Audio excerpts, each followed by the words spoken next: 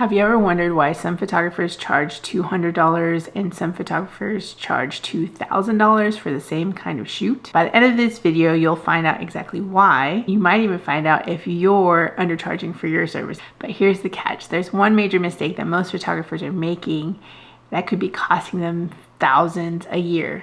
And I'll get to that in a moment. But first, let's talk about the difference between a photographer who charges $200 versus a photographer who charges $2,000. It's not just about skill, but understanding your value and your client's perception of that value. But there's more to it than just perception. We're not playing a game of smoke and mirrors here. There are three key factors that you need to consider when it comes to pricing your photography service. And if you even miss one, you could be leaving money on the table. And I don't want that for you. The first factor is understanding your cost of doing business. Now that's your equipment, that's your time, overhead expenses, things like your website costs something, if your gallery software costs something, and they all do. If you're not factoring those in, your pricing is just never going to be sustainable and you're not going to be profitable, and then you'll be working and wondering where'd all my money go. So when it comes to your pricing, it's really important to think about what are your expenses and what is it that you want your photography business to cover.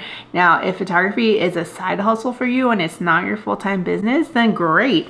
Actually, you're kind of at an advantage because you're not depending on your photography business to sustain you. And what about when your clients ask for discounts or maybe they try to negotiate your rates? What do you do? Should you lower your prices? I'll share my answer on that a little bit later. And the second factor that comes to pricing your photography services is the actual market demand. And understanding the types of clients you want to attract. Higher paying clients are looking for premium services.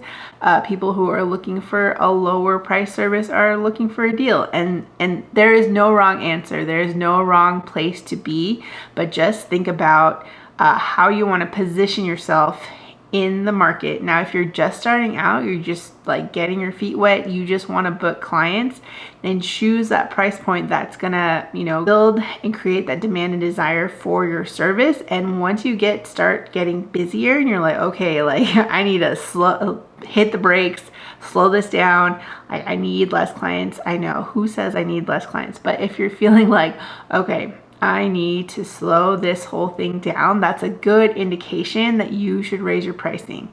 And another great tip that I once learned from a mentor years ago, when it comes to setting your pricing and wanting to incrementally increase your pricing in a quick and easy way, is for every 3 shoots that you book, you can increase your pricing by a certain amount, like say $50, $100, whatever the case may be, kind of depending on what it is that you're offering. But when you do that step-by-step price increase over time, you'll see a large jump in your pricing without cannibalizing your most recent clients. Another thing when it comes to raising your pricing, and this is something for another video, is that as you increase pricing, you're also showing how much you've improved and how far you've come from when you were just a beginner. So beginners, this is for you. It's okay to raise your pricing. It's okay to start out low and think about how and where do you want to position yourself in the market. But knowing your market isn't enough. There's a specific way to present your packages that can dramatically increase your revenue without changing your rate. I'll explain that soon. The third factor is how you present your value. Clients are willing to pay more if they perceive your value as higher quality, even if you're creating the same kind of photos. It's all about how you position your brand. Are you going to be a Louis Vuitton, a Chanel type brand, or are you going to be a Walmart brand? And there is always a customer for everyone. As you can tell, both companies can make lots of money, so there is someone for everyone, but not everyone has to be for you. Speaking of value, there's a simple trick that can instantly make your pricing seem more attractive to clients, and it doesn't involve changing the price itself, and I'll share that a little bit later. So what should you do if clients ask for a discount? I think you should never undercut your own value. Instead, you can offer something like a shorter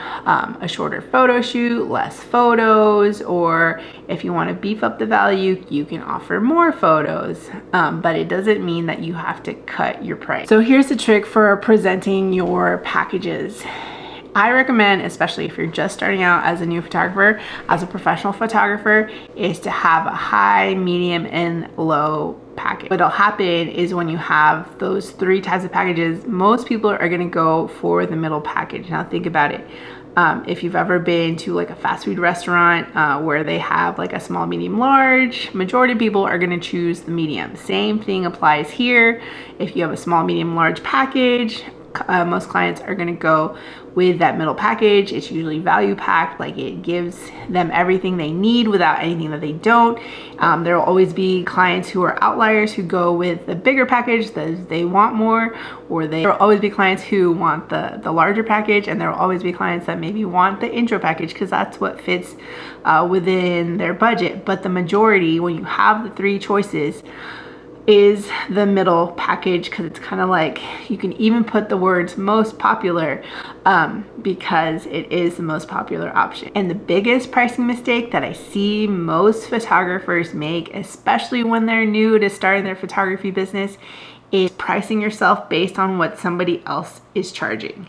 Now, I know, I get it. Even I did this too at the beginning of my business, because you want to get an idea of what like the market can bear, what are other people charging, but you should not set your pricing solely alone on what somebody else is pricing. Like, let's say somebody is charging $500 for a photo shoot. That doesn't mean you need to turn around and set your pricing at $450 and make it $50 cheaper. Like that, don't do that. You want your prices to be established from a real point. So let's bring that back to your expenses, your overhead, your equipment, your time.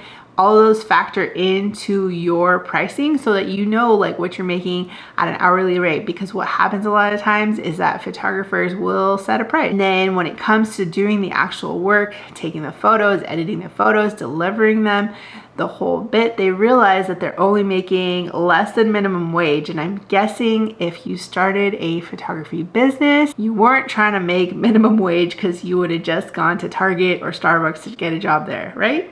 So now you know how some photographers charge more for their services, and how you too can confidently set pricing for your services. Avoid the biggest mistake of just looking at what other people are charging and basing your pricing off of that. Please, please, please don't do that. You need to look at your actual costs of doing business. What does it cost to run your business?